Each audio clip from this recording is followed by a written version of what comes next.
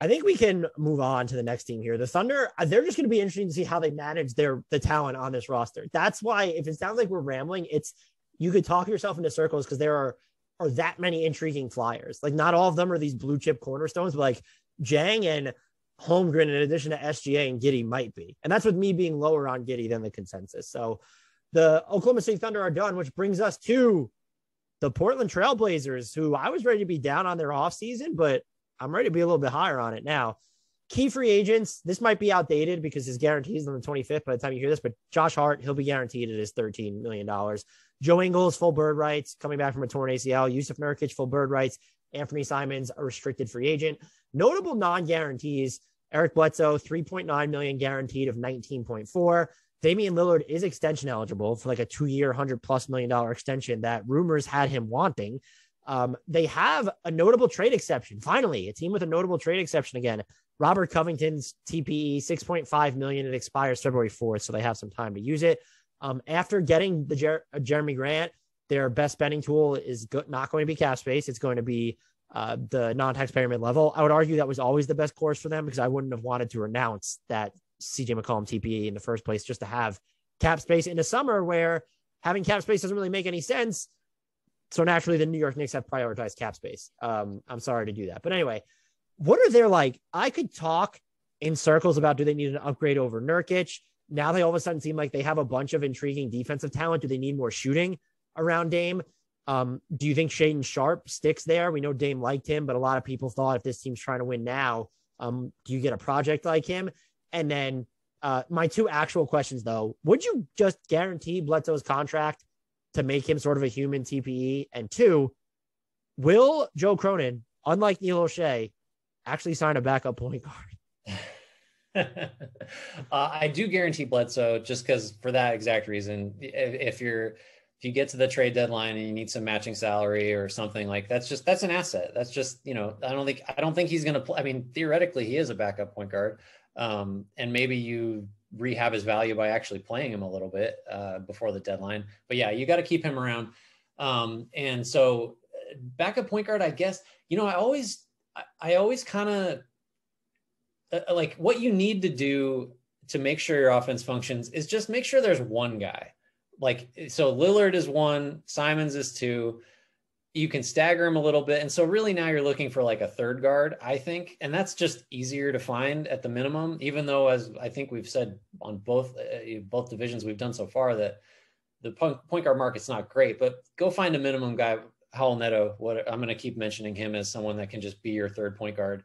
And actually he would bring defense, which that's to me still, even with Grant, I think if you're committed to playing Simons and Lillard, it's just basically redux of Lillard and McCollum, where I think both of the 3-4 spots have got to be capable defenders. So, or at least you've got to have options in terms of like maybe your third guard is a defense focused guy.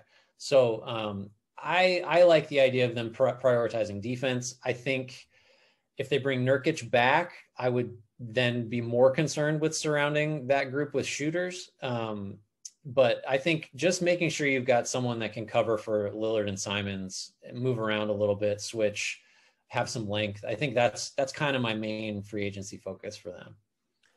Yeah, I'd probably be with you. Do you think it's probably not feasible for them? Nurkic is back because you used your flag. Like you're not going to be involved in the DeAndre Ayton sweepstakes anymore, just based off Jeremy Grant. You could probably argue that you need like a truer 3.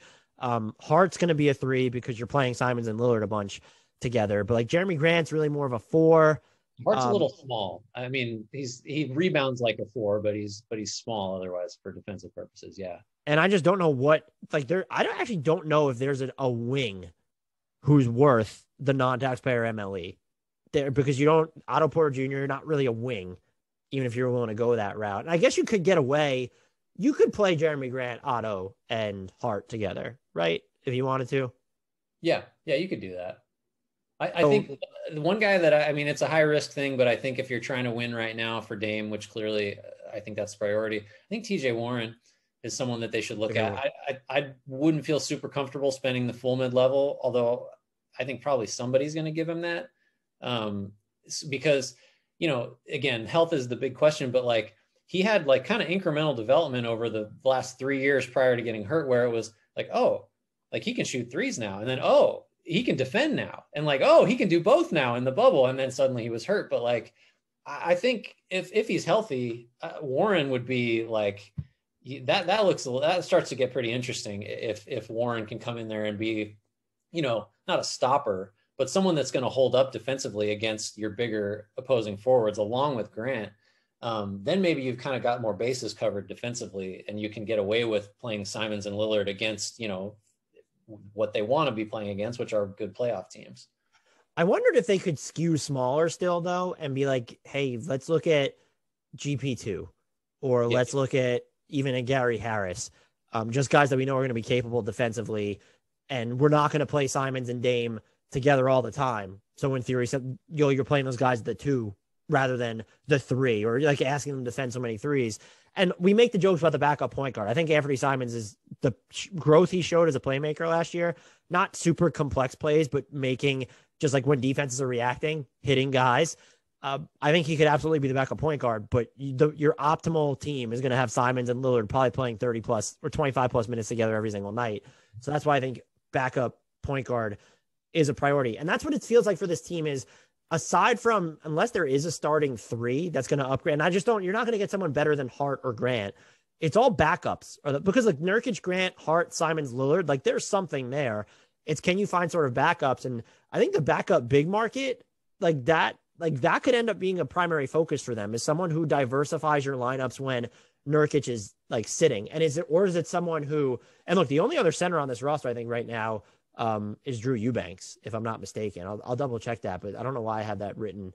And he might even be a free agent for all I know. But do they have Drew Eubanks? Why do I have Drew Eubanks written down as a stumbling here? But they have minutes open at the 5. So like Chris Boucher, could they look at him? He could also play some 4. So if you wanted to even go with like a smaller front court, but isn't compromising like the entire essence of what a front court should be, like Boucher Grant is something that could work. Because I've wondered, Jeremy Grant could probably steal some small ball 5 minutes depending on what the rest of the lineups look like. I already mentioned like some of those second string guards, if it's a Gary Harris or if it's a GP2. I do wonder, I don't think they would look at this team and say, oh, we need a third creator because you have Lillard. But like, I thought about Oladipo for a minute, if they wanted to try and get through lineups with him at the 3, and if he's only costing the non-taxpayers mid-level. I thought about Kyle Anderson too. We talked a lot about shooting. He's probably more of a 4 though, but I still think if it's like Kyle Anderson and Hart, or if it's Kyle Anderson and Jeremy Grant, like that's also not unworkable. I'd like Thad Young too. I mean, I think he's kind of one of those guys that fits everywhere, but if you're kind of trying to thread the needle between let's get some playmaking and then let's also have someone who has in the past at least played some credible minutes at center against like certain matchups. Basically we just need to pilfer the Raptors free agent bigs more or less.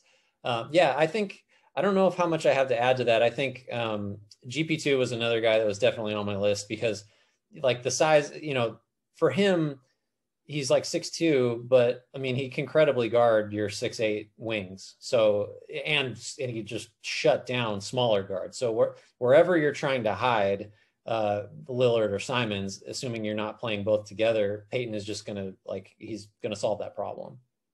Do you think, and this is part of it, that they're going to keep Shaedon Sharpe as sort of a hedge against if they do need to sort of segue into a different era, or maybe they hope that his upside materializes. And by the way, they had Drew Eubanks on to finish last season. That's why I have him in my salary sheet. He's not technically under a guaranteed contract for next year though, but just to justify what I was saying before, do you think that Shaedon Sharpe's name pops up in the rumor mill throughout the offseason, or is this like we drafted him to keep him type situation? I think a couple things. I think I'm not a draft expert, but based on like what I've watched and just some of the people whose opinions I respect, I think Sharpe has the potential to, like, 3 years from now, if it's like abundantly clear that Sharpe is the best player from this class, I wouldn't like be shocked.